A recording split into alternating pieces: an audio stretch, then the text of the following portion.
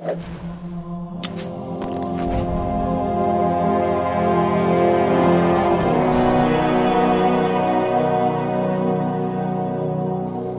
name is Frank. I'm a polygon pimp. No, I build levels and I draw levels. I do the concepts and then I fabricate them. Hi, I'm Steve Cotton. I'm an environment artist on Reach.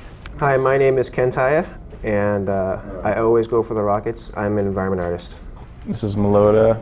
They put my name as Mike, but most call me Melota, and I work. Terrible. Yeah. Wait, did I even get my name right? Cut this. Can you talk any slower? My name is Mike Melota, and this is my level. You can't do an impersonation of yourself. I'm Mike Melota, environment artist, architect, gameplay modifier, destroyer. This is Anchor 9, the best map ever. Yeah, this is Anchor 9, right? So we named it Anchor 9, and then after that I put a 9 up there. Bam. Yeah, it's One of 9 anchors. 18 actually. You know, from day one, this was actually a pretty favored map among the guys that were just sort of play testing, and so it hasn't changed layout-wise really all that much. A lot of times our maps will go through a lot of iteration, and we'll rip a side off, or we'll double the width of a gap or something like that because it's not working, and this one really has kind of stayed pretty consistent. Yeah, as far as the gameplay, the thing that's really nice about this map is it has the right balance between, okay, I'm not too far away from the action, but at the same time, when I spawn in, I don't have 50 grenades in my face. Like, it has just the right amount of pacing for a Slayer game. You can always get back into combat pretty quickly in this map, which is nice. Or in my case, you can always die really quick. Your playing is bad. Did you find a bug? Your face is bad. Hey, I'm on your team, Nimrod. Oh, that's right. Oh.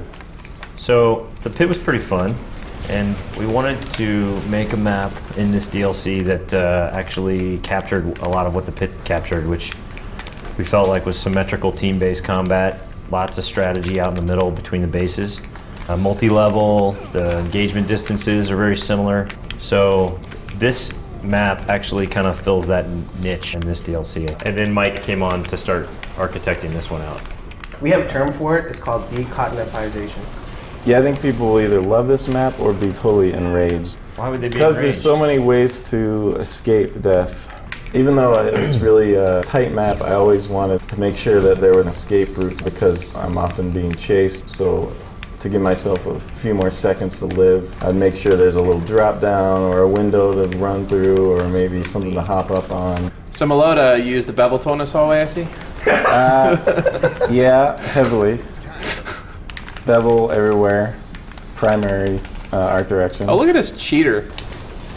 Take that grenade. I know when we sat down to think about the DLC maps, I know this one particularly had a lot of potential because of the low grav outside. Well, yeah, you know, it's funny because recently we got the Microsoft testing, and they came back, gave us a bug that it was kind of too easy to die out here. I don't know, it's just, it seems perfect to me, the amount of danger out there. Well, it's the ninja ledge, right? I mean, you're finding a shortcut, but there's like a payoff and there's also a danger. So it's risk and reward, right? If you stay inside, it's safe. I mean, well, with the exception of getting shot, but the level's not going to fight you. But when you're on the outside, you have a shortcut, but the level could be actual danger. And it sounds awesome out there.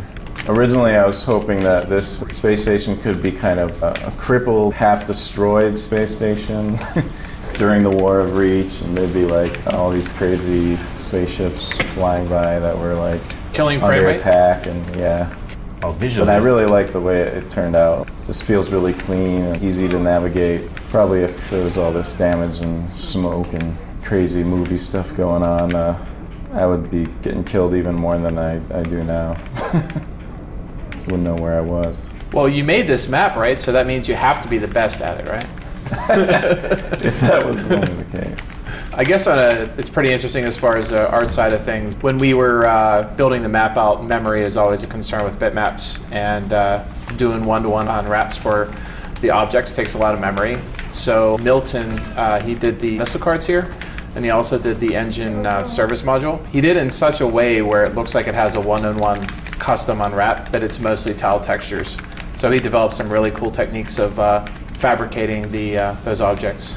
I mean, I've been in the game industry since 1996, and I've seen such huge changes for how we build environments or vehicles. And we are literally getting to the point right now where we could model whatever we want. So Kentai, if you have a second, could you please tell me what these are for? Don't tell them. That's why it's an adult game. These are airlocks in case something goes wrong. All these doors shut, and these stabilize the pressure in this room. I think a good term to describe what we do a lot of times is implied function. It looks like it does something, but there's only to a point where we could really hyperanalyze how it works. So even on top of this Sabre, see how we place this catwalk here? It has to really feel flat and easy to walk and navigate around. It doesn't really make sense, but gameplay design trumps visuals in some aspects. We just have to make it look good. You just gotta look right and feel right. That's what she said. But I hope you guys enjoyed watching. That was Anchor 9, and it comes out on November 30th. I'll see you in space, and watch your back.